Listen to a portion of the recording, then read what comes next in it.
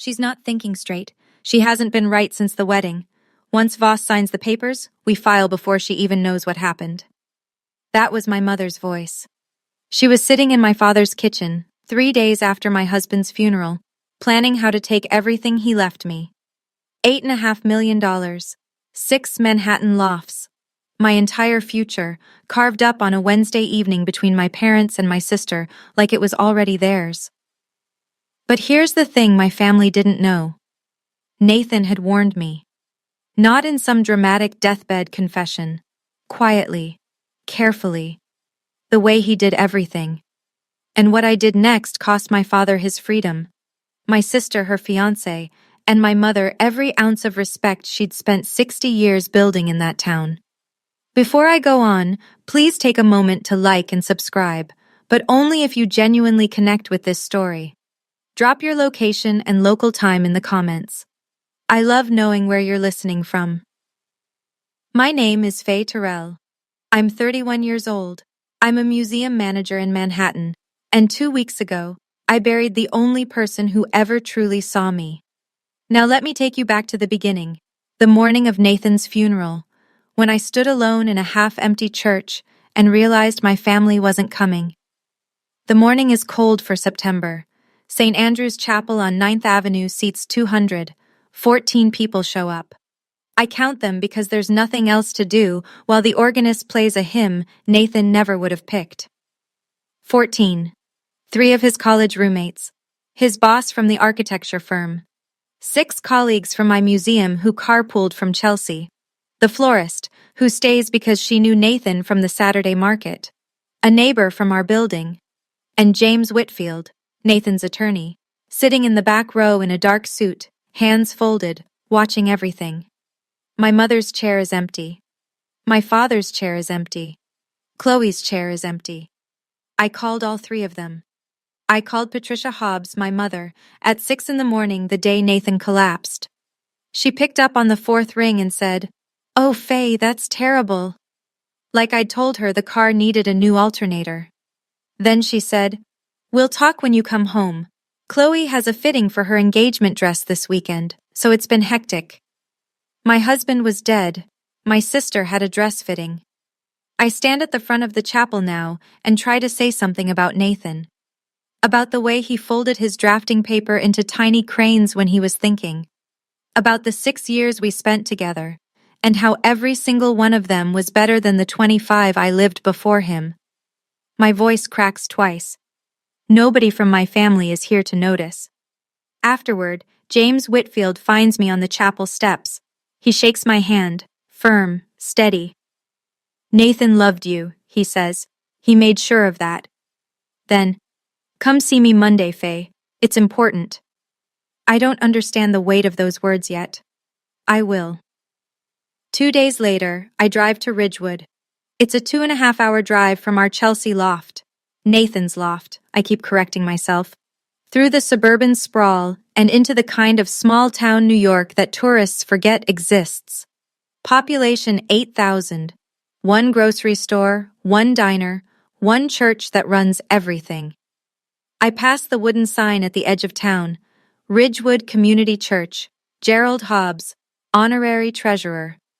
My father's name in gold letters. He's been treasurer for 12 years.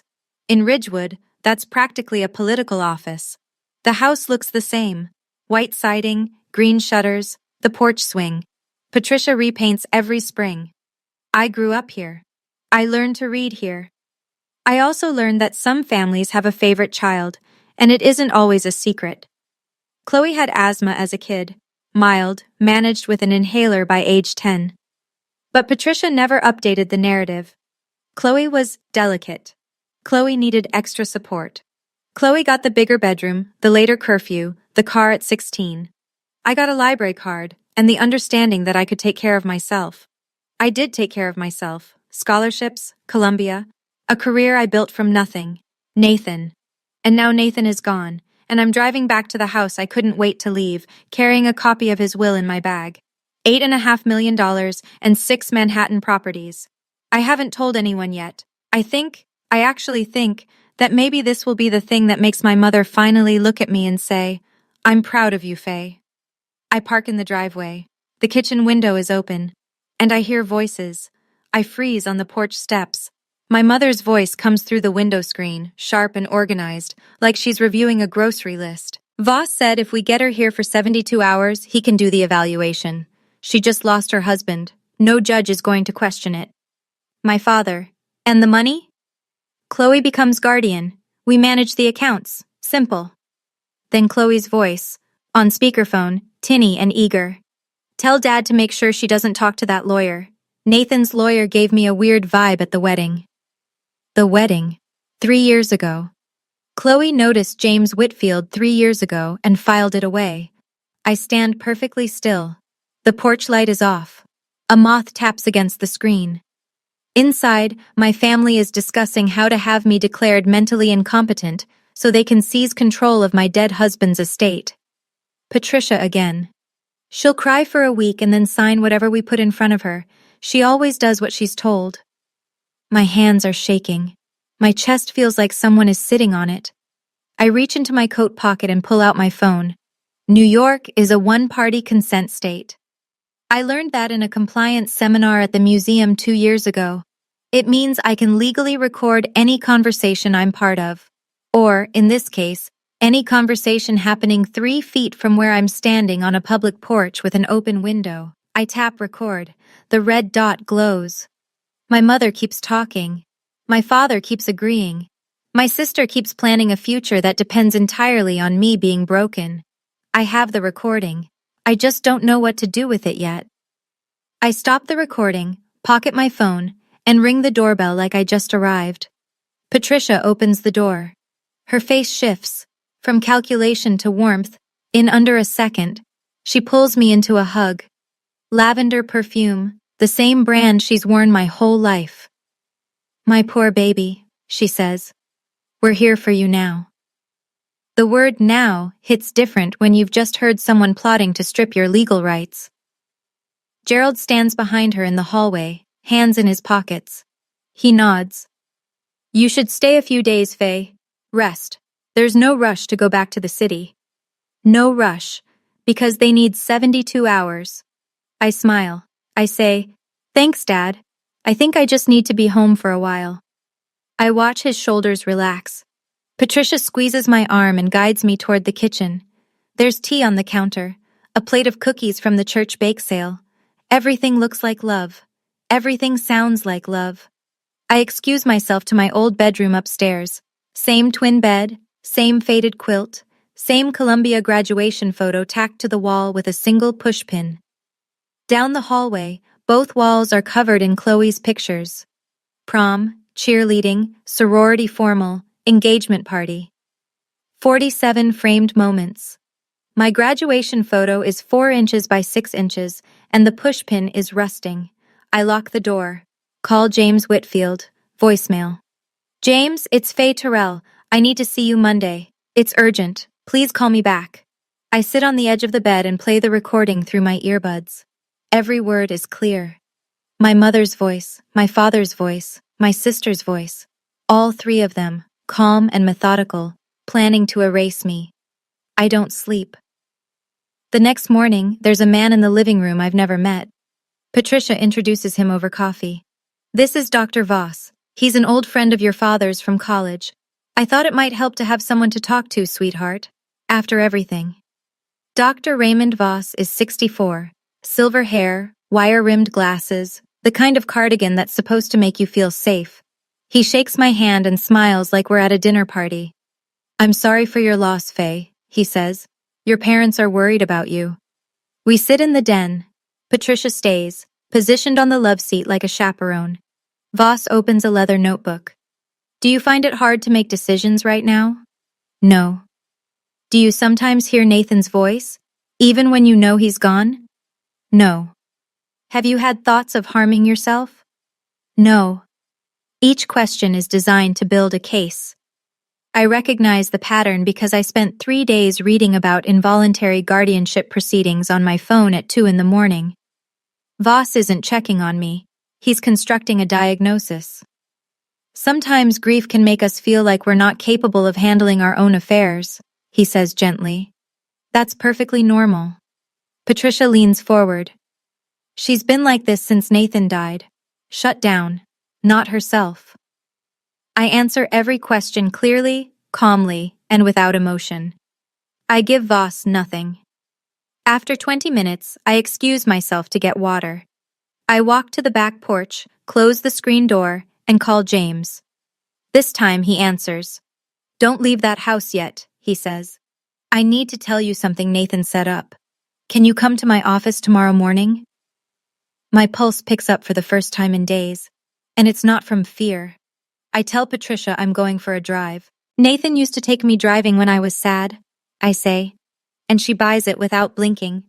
She even pats my shoulder on the way out. James Whitfield's office is in Glendale, one town over. Small building, second floor, no receptionist. He's waiting at the door. Inside, he slides a folder across the desk. Nathan's will. I already know the headlines. $8.5 million in liquid assets. 6 loft apartments in Manhattan, 3 in Chelsea, 2 in Tribeca, 1 in the Lower East Side. All of it mine. But James isn't done. He hands me a sealed envelope. Nathan's handwriting on the front. For Faye. I open it. The letter is dated 2 years ago. Faye, I know your family. I've watched how they treat you.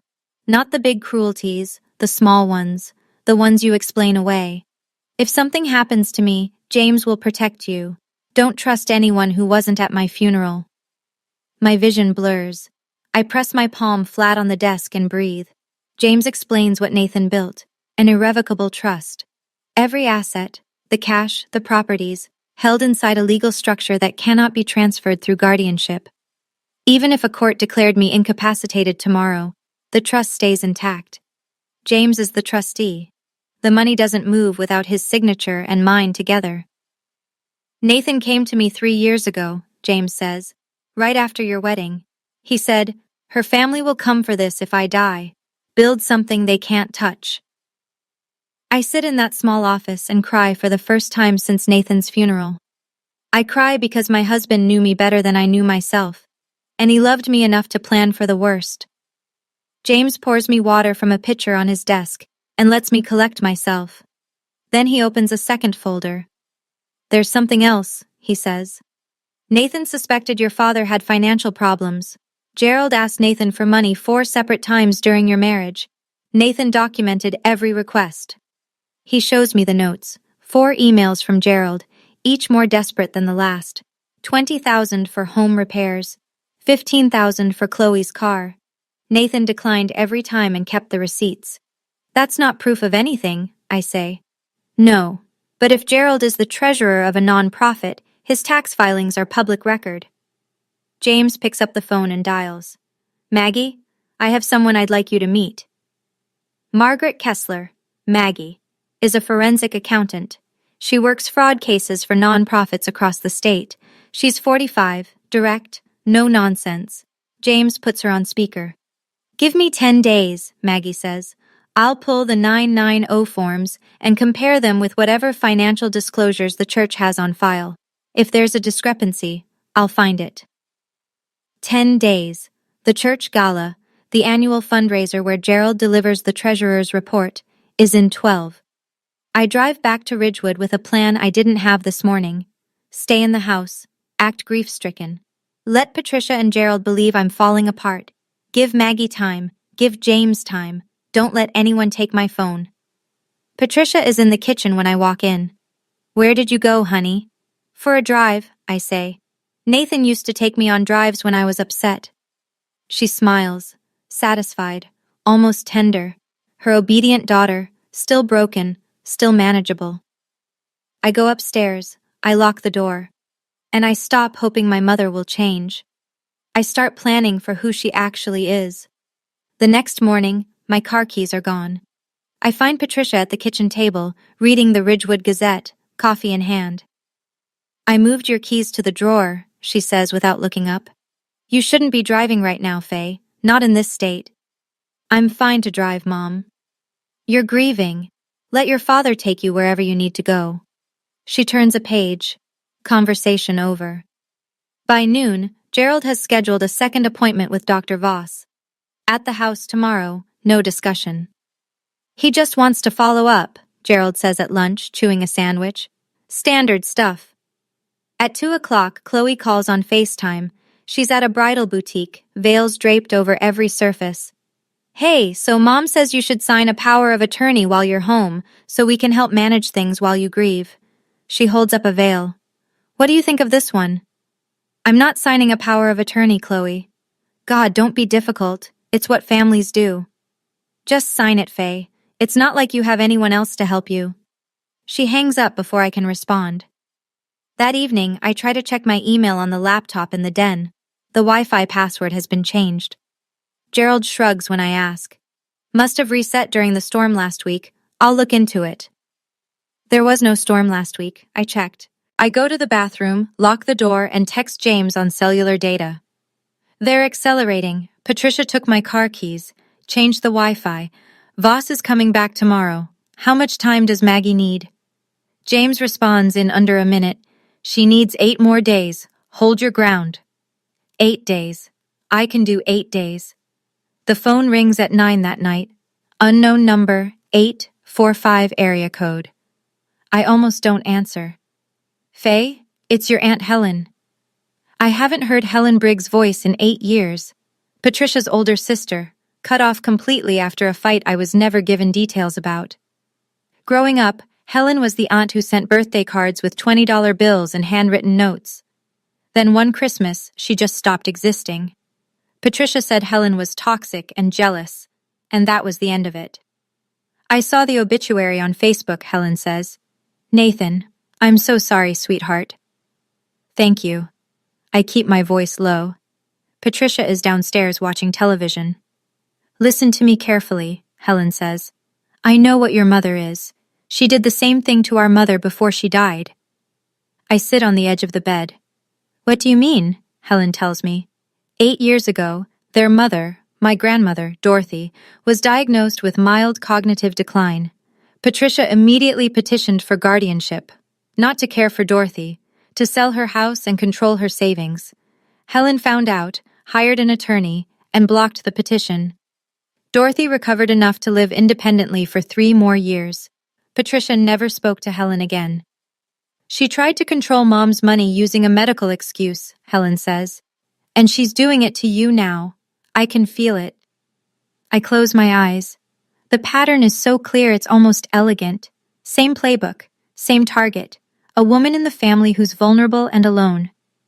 If you need a witness, Helen says, I'm here. I will not let her do this to you. When I hang up, I have 3 allies, James, Maggie, and now Helen, the aunt my mother tried to erase because she told the truth. Voss arrives at 10 the next morning with a leather briefcase and a printed form. This time, Patricia doesn't pretend it's casual. She sits at the dining room table beside me, not across from me, beside me, like a mother at a school conference. Gerald stands near the window, arms crossed. Voss slides the form across the table. I think it would be best for you to have family support in managing your affairs, he says. Temporary, of course, just until you're feeling stronger. I read the document, every word. It takes me 4 minutes. Nobody speaks. It's a petition for temporary financial guardianship. If I sign, my sister, Chloe Marie Hobbs, gains legal authority over all my financial decisions, bank accounts, property, investments, everything Nathan left me, managed by a 27-year-old who can't hold a job for 6 months. I set the form down. I'd like my own attorney to review this first. Patricia's hand lands on my forearm. You don't need a lawyer, Faye. This is family. I appreciate that, but I'm not signing anything today. The room goes cold. Gerald uncrosses his arms. Voss clicks his pen. Patricia's fingers tighten on my arm, just enough that I feel the pressure. Sweetheart, she says, we're trying to protect you. Protecting me and controlling me are not the same thing, Mom. I stand up, take the form, and walk to my room. Behind me, I hear Patricia's voice, low and hard. Fine, we'll go to court. I close the door, fold the form and slide it into my suitcase. Another piece of evidence. Another 48 hours survived. Maggie needs 6 more days. The gala is in 8. I just have to keep breathing. Chloe drives up from the city on Saturday. She brings Ryan. Ryan Alcott is 29, a software engineer, from a normal family in New Jersey. He shakes my hand at the front door and says, "I'm really sorry about Nathan, Faye. He was a good guy." He means it. I can tell because his eyes don't slide away when he says it. Patricia makes lunch. It's almost domestic, almost convincing. Gerald carves a roast. Chloe talks about centerpieces. Ryan asks me about the museum. Then Ryan steps outside to take a work call and the mask drops. Chloe leans across the kitchen island. "Look," she says, "just cooperate. Mom's doing this for all of us." All of us. "Do you know how much my wedding costs? I can't keep putting it on credit cards." "How much are you in debt, Chloe?" She waves a hand. "That's not the point. The point is, Ryan doesn't know about the debt." She lowers her voice. "And he definitely doesn't need to know about any of this. So just sign the papers and everything goes back to normal." Normal. Don't be selfish, Faye. You don't even need that money. She picks up her wine glass. "Nathan's dead. What are you going to spend it on?"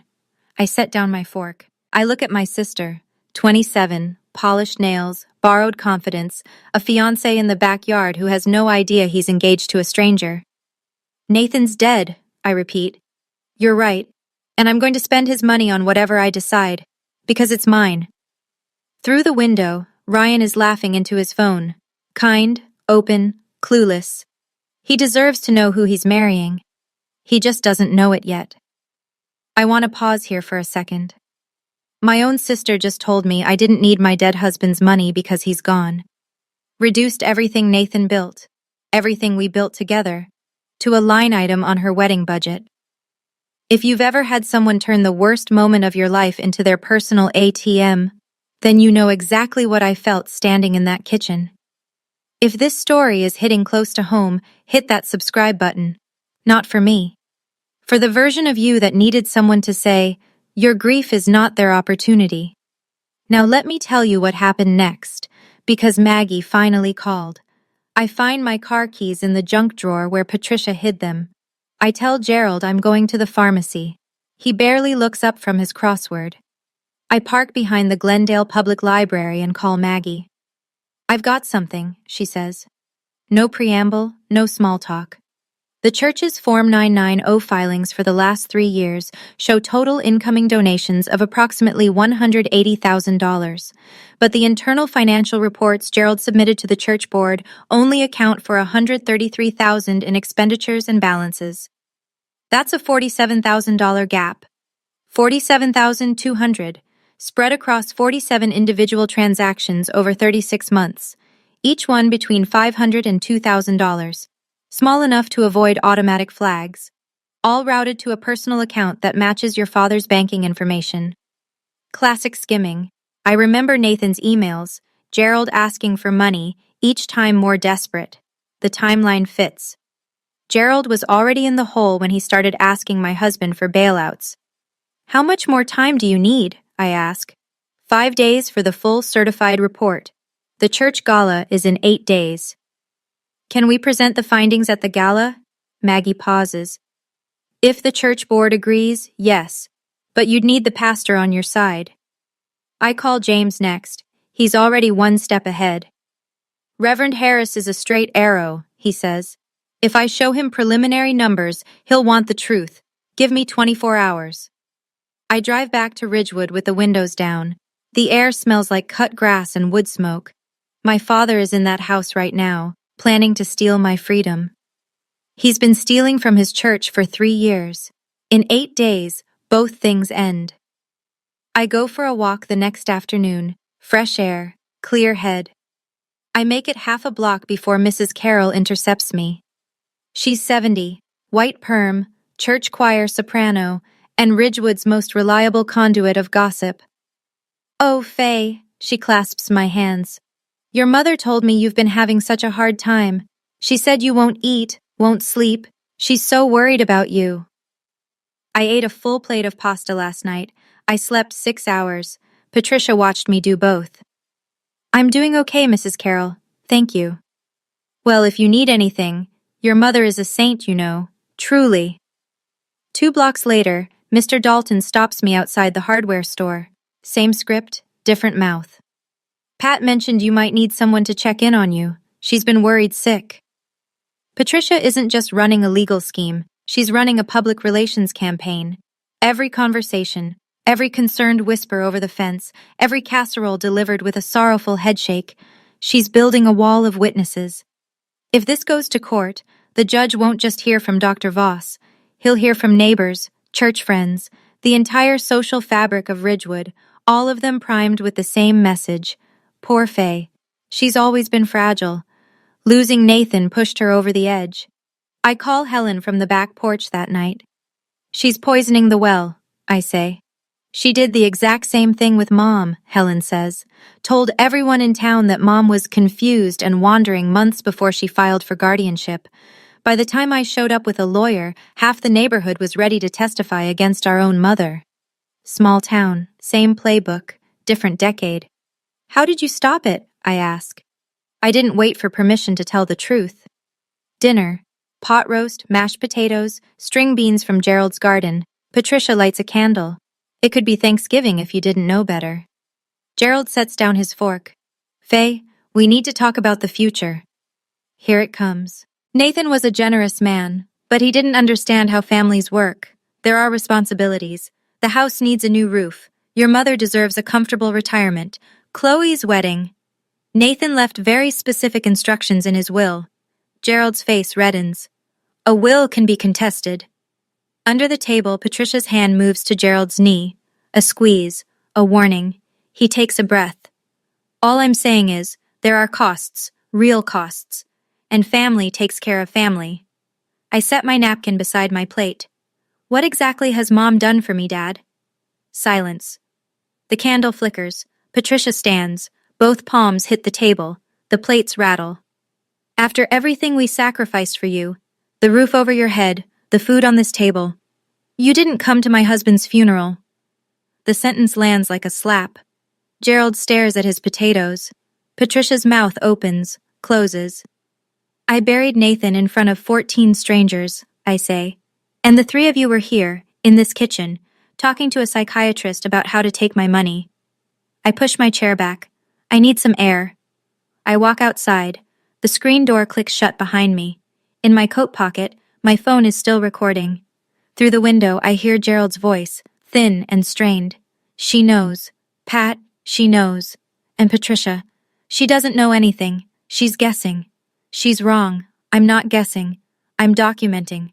5 more days until the gala. The email arrives at 11:14 on a Tuesday night. I'm lying in bed, scrolling through nothing, when my phone buzzes. From Chloe Hobbs. Subject, timeline. It takes me 3 seconds to realize this wasn't meant for me. Chloe was forwarding an email to Patricia. Our names sit next to each other in her contacts. Faye, then family group, then Mom. She hit the wrong one. The email reads, Mom, when is Voss sending the paperwork to the court? Ryan is asking about wedding deposits and I need to lock in the venue this month. Here's the updated budget, attached. Everything marked F accounts is what we'll pull once the guardianship goes through. Don't tell Ryan. The attachment is a spreadsheet. I open it. Florist, $4,200. F accounts. Venue deposit, $12,000. F accounts. Photographer, $3,800. F accounts. Dress, final fitting, $6,500. F accounts. Catering, $18,000. F accounts. Total wedding budget, $48,300. Sources, F accounts. F accounts. Phase accounts. My dead husband's money, allocated line by line to my sister's wedding, and she hasn't even gotten the guardianship yet. I screenshot everything, the email, the attachment, the timestamp. I send it all to James with one line.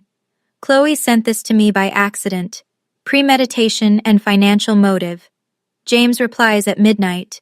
This is gold. Combined with your recordings and the audit, we have a very strong case. Don't let her know.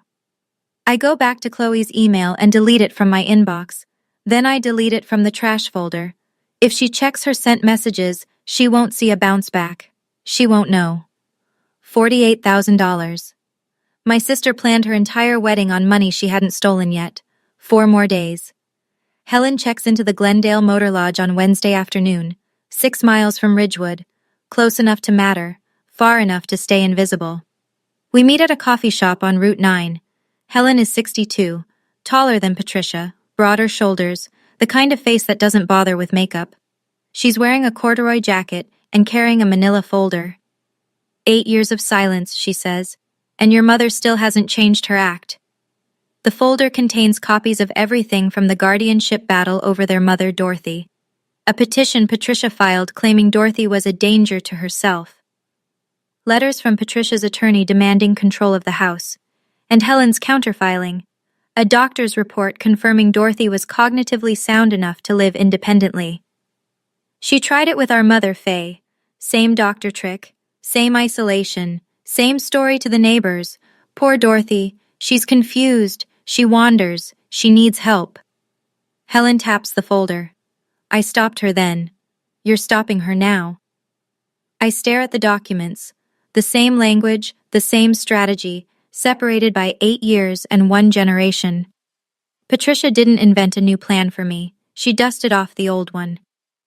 I'll be at the gala, Helen says. I'll sit in the back. I won't say a word until it's time. I nod. My throat is tight. Your grandmother held on for 3 more years after I filed that counter petition, Helen says. She used to talk about you, said you were the one in the family who got out. She reaches across the table and squeezes my hand. Nathan sounds like he was a good man. He was. Then don't let them take what he built for you. I drive back to Ridgewood with the windows up and the radio off, turning Helen's words over like stones. James meets with Reverend Thomas Harris on Thursday morning. I'm not there. I can't be, not without tipping off my parents, but James calls me afterward from his car. He's in, James says. Reverend Harris is 58, ordained for 30 years, and the kind of man who shakes your hand with both of his. He's led Ridgewood Community Church since before Gerald became treasurer. He's also a former auditor for the Episcopal Diocese, which means he reads financial statements the way most people read menus. James showed him Maggie's preliminary numbers, the $47,200 discrepancy, the 47 transactions, the routing to Gerald's personal account. He didn't say a word for 2 full minutes, James tells me. Then he said, 12 years I trusted that man.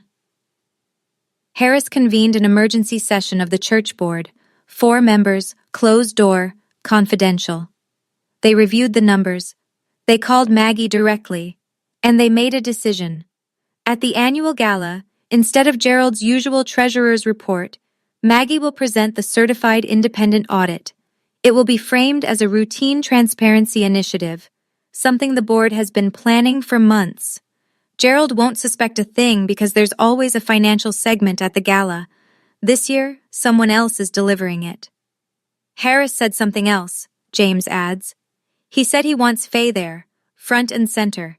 He said, if Gerald's family knew what he was doing, they deserved to hear the truth first. If they didn't know, they still deserved to hear it. I stand in the Glendale Library parking lot, phone pressed to my ear, and feel the ground shift under me. 3 days from now, my father will stand in front of his community and give a speech about trust, and the truth will be sitting 2 rows behind him. Patricia finds out about Helen on Friday. Mrs. Carroll, who else, spotted Helen at the coffee shop on Route 9 and reported back within the hour. Patricia is waiting in the kitchen when I come downstairs. Did you contact Helen? She doesn't ask it. She states it, like a prosecutor entering evidence. She saw Nathan's obituary on Facebook, I say. She reached out. I didn't invite her. You know she's not welcome in this family. She tried to destroy us before. She asked how I was doing, that's all. Patricia's jaw tightens. If Helen shows up at the gala, I will make a scene. She is not family anymore. Gerald appears in the doorway, coffee mug suspended. Why is Helen here? What does she want? Patricia turns to him with the calm, measured voice I've heard her use on church committees and school boards and anyone who needs to be managed. She doesn't know anything. She's just here to stir trouble like she always does. But I can see it. The flicker behind Patricia's eyes. She's rattled. Helen is the one person who's beaten her before, and now Helen is 6 miles away. For the rest of the day, Patricia shadows me. She appears in doorways. She checks my phone when I leave it on the counter to pour coffee, but I've locked it with Face ID, and she can't get past the screen. She offers to organize my suitcase. She suggests I rest in the living room where she can see me. She's scared. The question is whether she's scared enough to do something reckless before Sunday. Helen always wanted to tear this family apart, Patricia says at dinner, to no one in particular. Don't let her get in your head. I eat my chicken. I say nothing. 2 more days, Saturday night. The gala is tomorrow. Maggie emails the final report to James at 7:42 p.m., 41 pages. 47 flagged transactions over 36 months.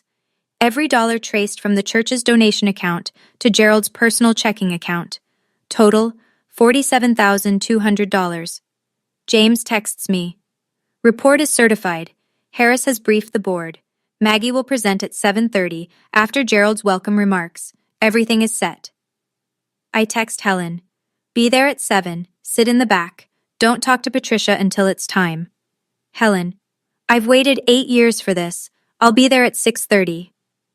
I go downstairs. Patricia is in the living room, ironing Gerald's shirt for tomorrow. A blue Oxford, his church best. Your father is giving the treasurer's report at the gala, she says. The whole town will be there. He's been rehearsing all week. She holds up the shirt, inspects the collar. He's so proud. I'll be there too. Her face brightens. That's wonderful, sweetheart. It'll be good for you to get out. I watch her press the iron over the cuffs.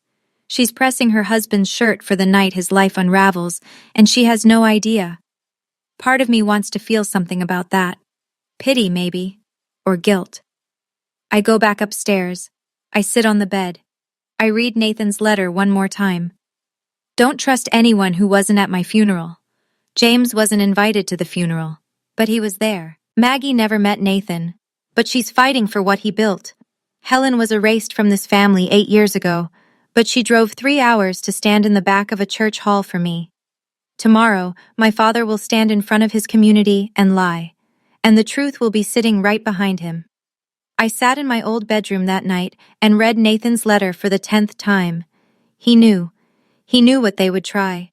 And he built a wall around me anyway, from a place I can't reach anymore. If you've ever had someone love you enough to protect you even after they're gone, then you understand why I couldn't waste what he gave me. We just crossed 200,000 subscribers. Every single one of you matters. If this story deserves a share, send it to someone who needs to hear it tonight. Because what happened at the gala the next evening, even I didn't see all of it coming. Ridgewood Community Church Fellowship Hall. Sunday evening, 7 o'clock. 120 people in folding chairs around circular tables covered in white cloth, mason jars with wildflowers, a banner across the stage, Building Together, annual community fundraiser. Gerald walks to the podium in the blue Oxford shirt Patricia ironed last night. He adjusts the microphone. He smiles. Good evening, everyone. Thank you for being here. Applause. Warm, familiar, automatic. Gerald Hobbs has stood at this podium every September for 12 years. He's as much a part of this gala as the chicken dinner and the silent auction. Patricia sits front row center. Chloe is beside her, Ryan on Chloe's other side. I'm at a table near the middle of the room. Helen is in the back, corduroy jacket, hands folded in her lap. James stands near the side exit. Maggie sits 2 seats from Reverend Harris at the board table. Gerald taps his notes. This church has always been built on trust, and I'm honored to have served as your treasurer for 12 years. We've had a strong year. Donations are up, programs are funded, every dollar accounted for. He clicks to a slide, his slide, the one he prepared, with adjusted numbers and rounded totals. Every cent in service of this community. More applause. Mrs. Carroll beams. Mr. Dalton nods. Gerald finishes with a flourish. Thank you for your trust. It means the world to me and my family. He steps back. Reverend Harris stands. Thank you, Gerald. Wonderful report, as always. Harris buttons his jacket. And now, as part of our ongoing commitment to transparency, The board has arranged an independent financial review of our accounts. I'd like to introduce Margaret Kessler. Gerald's smile falters. Patricia sits up straighter. Maggie stands, smooths her blazer, and walks to the podium. Maggie connects her laptop to the projector. The church's financial data fills the screen. Real numbers this time. Good evening. My name is Margaret Kessler. I'm a certified forensic accountant retained by the church board to conduct an independent review of Ridgewood Community Church's financial records for the past 3 fiscal years. She clicks to the first slide. 2 columns. Left, Form 990, Public Filings, showing total donations received. Right, internal reports Gerald submitted to the board. Over the past 36 months, this church received approximately $180,000 in donations.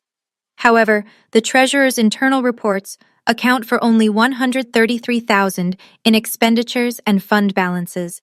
That leaves a discrepancy of $47,200. The room goes silent. Forks stop moving. Glasses pause mid-lift. Maggie clicks again. A spreadsheet of 47 transactions, each highlighted in yellow.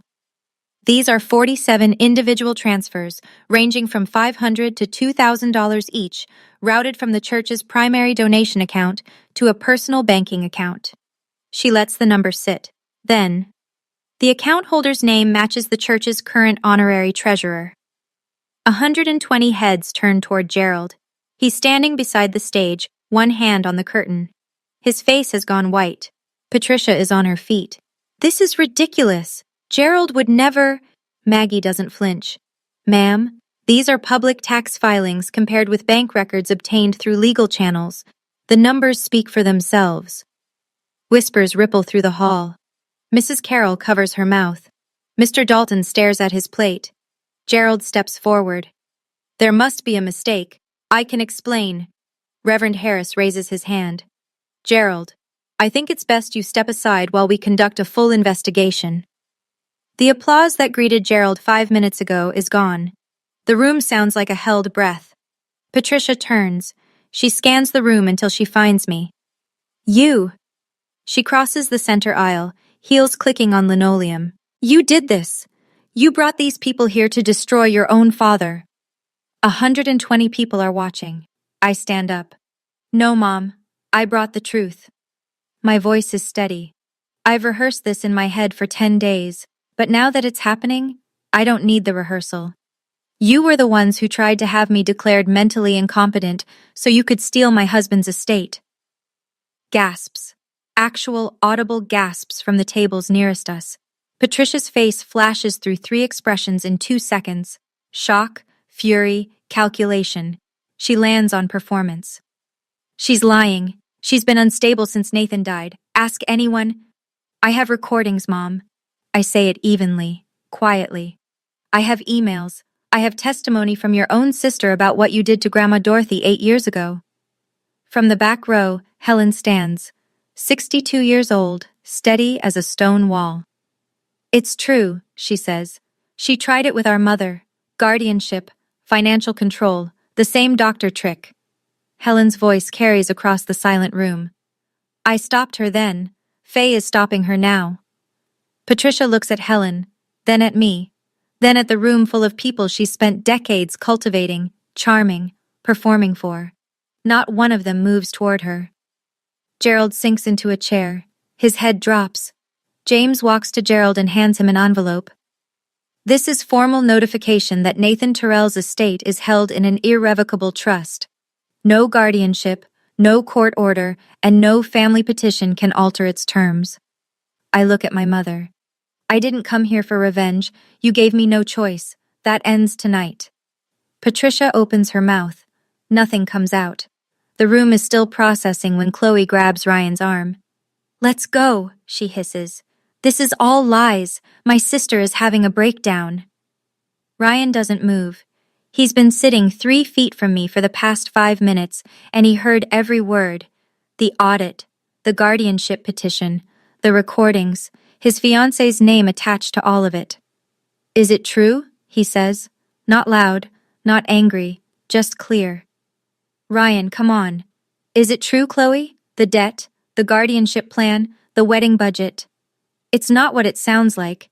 You told me your family was close. Ryan pulls his arm free. You told me Faye was okay with helping pay for the wedding. You told me your parents were good people. They are good people. Your father just got caught stealing from a church. Ryan stares at her. And you were going to pay for our wedding with money you took from your grieving sister. Chloe's eyes are wet. She reaches for his hand. He steps back. I watch Ryan slide the engagement ring off his finger. He holds it for a moment. A simple platinum band, the one Chloe showed off on every social media platform for 6 months, and sets it on the table. Gently. No throw, no scene. Just a man putting something down he can't carry anymore. I was going to marry someone who doesn't exist, he says. He walks out the side door. Chloe turns to Patricia, tears streaking her mascara, desperate for rescue. But Patricia is surrounded, Reverend Harris on one side, Mrs. Carroll on the other, both talking at once. For the first time in her life, Chloe reaches for her mother and finds no one reaching back. The ring sits on the table, catching the overhead light. Reverend Harris takes the microphone. I want to thank everyone for their patience tonight. His voice is measured, pastoral, the voice he uses for funerals and difficult sermons. The church board will be launching a full investigation into the financial discrepancies presented this evening. Gerald Hobbs has been relieved of his duties as honorary treasurer, effective immediately. We will cooperate fully with the appropriate authorities. The room absorbs this like a blow to the chest. 12 years of Gerald's name on the sign outside, 12 years of handshakes and Christmas fund drives and community trust, dissolved in a single paragraph. A few people glance at me. Not with pity this time. Something else. Respect, maybe. Or the uncomfortable recognition that they believed the wrong person for a very long time. Mrs. Carroll finds me near the coffee table. Her eyes are red. I'm sorry, Faye. I believed everything your mother told me. She presses my hand. I should have asked you how you were doing, not her. Gerald hasn't moved from the chair near the stage. He sits with his hands between his knees, staring at the floor. Patricia tried to leave through the main entrance, but a young woman from the Ridgewood Gazette, a journalism student, barely 22, caught her in the foyer with a notepad and a question Patricia couldn't dodge. James finds me by the side door. The DA's office will want to see Maggie's report, he says. Embezzlement from a nonprofit is a Class E felony in New York. They'll open a case. What about Voss? I'm filing a formal complaint with the state medical board tomorrow morning. 2 prior complaints plus this. His license is done. I nod. My hands are steady. My chest feels hollow but light, like something enormous just left. James files the complaint against Dr. Raymond Voss with the New York State Office of Professional Medical Conduct on Monday morning. The packet is thorough. My audio recordings, Voss coaching Patricia on how to frame a 72-hour evaluation. The guardianship petition he prepared with Faye Terrell's name already typed in. Chloe's email confirming Voss was coordinating with the family. And the detail that seals it. Voss has 2 prior ethics complaints on file, both for inappropriate dual relationships with patients connected to personal acquaintances. With this evidence, James tells me over the phone, he's looking at license suspension at minimum. If the DA finds enough for conspiracy charges, it goes criminal. I'm back in Manhattan by then, sitting in the Chelsea loft, morning light coming through the tall windows Nathan loved. The city hums beneath me. Cabs, construction, someone's dog barking 3 floors down. It sounds like home. James adds, I've also sent copies of everything to your personal attorney as a precaution. If Patricia tries to retaliate with a defamation claim or a counterpetition, you're covered. That afternoon, Gerald's phone rings at the house in Ridgewood. It's Voss. James's paralegal confirmed this through a mutual contact. Voss is panicking. What did you get me into, Gerald? I could lose my license. I could face charges. Gerald doesn't answer. According to Patricia, who called Chloe, who mentioned it to Ryan before he blocked her number, who then texted me unprompted, Gerald has barely spoken since Sunday night. He sits in his recliner. He doesn't eat. He doesn't watch television. He stares at the wall where his church service award used to hang. Patricia took it down Monday morning, before the neighbors could see. The alliance is crumbling, and nobody is reaching for the pieces. The call comes on Tuesday evening. Patricia. I almost let it ring. Then I pick up, because this is the last time and I know it. You've destroyed this family. Her voice is hoarse. Whether from crying or from shouting, I can't tell. Your father could go to prison. Is that what you want? Dad destroyed this family when he stole from the church. You destroyed it when you planned to steal from me. Silence. Then the shift. I've heard it 1,000 times. The pivot from attack to performance. I'm your mother, Faye. Softer now, wounded. Everything I did was because I love you. Every decision, every sacrifice. You don't understand what it costs to raise 2 children. You weren't at Nathan's funeral, Mom. And keep a family together when money is tight and your husband. You weren't at Nathan's funeral. I say it again, slower. You were in this kitchen, with Dad, with a psychiatrist you hired to take away my rights, while my husband's body was still warm. Nothing. That's not love. That's not sacrifice. That's a plan.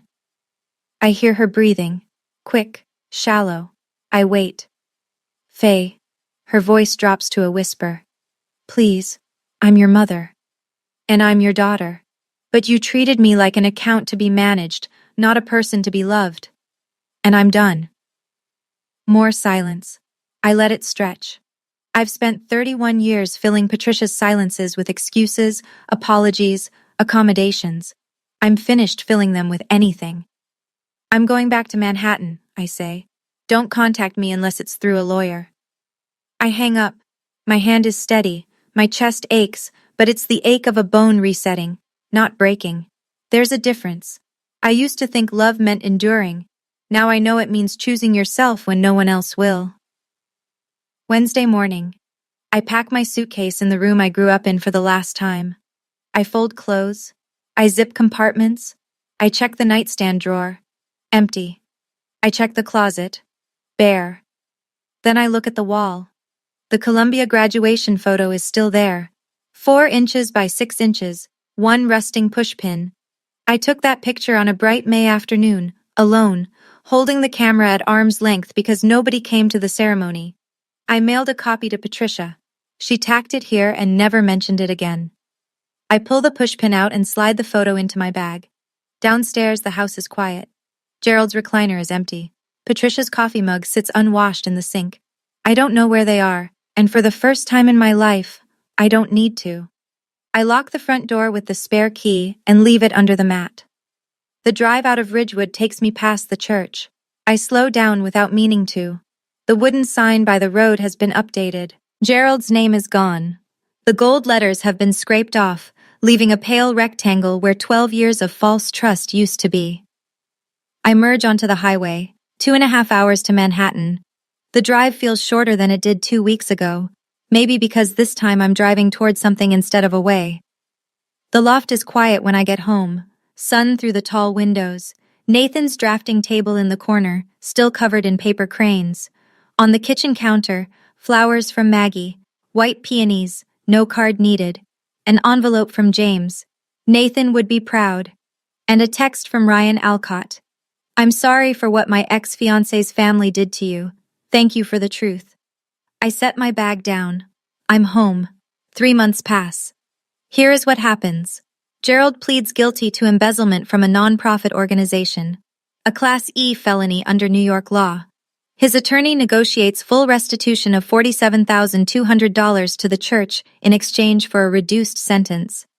The judge grants 3 years of probation and 200 hours of community service. Gerald Hobbs, honorary treasurer for 12 years, now picks up litter on the county highway every Saturday morning. Dr. Raymond Voss's medical license is permanently revoked by the New York State Office of Professional Medical Conduct. The board cites a pattern of inappropriate dual relationships and willful participation in a fraudulent competency evaluation. The DA's office opens a separate investigation into conspiracy to commit fraud. Voss hires a criminal defense attorney. His practice closes. Patricia is not charged. There isn't enough direct evidence to prove criminal conspiracy. She never signed the guardianship petition, and her name isn't on any financial documents. But she loses something the law can't restore. The neighbors stop calling. The church removes her from every committee. Mrs. Carroll, who once called her a saint, crosses the street when she sees Patricia coming. In a town of 8,000, social death is its own sentence. Chloe moves back to Ridgewood. The engagement is over. Ryan blocked her number, returned her belongings in a box, and told their mutual friends exactly why. She owes $32,000 in credit card debt, with no one left to bail her out. I get promoted to associate director at the museum.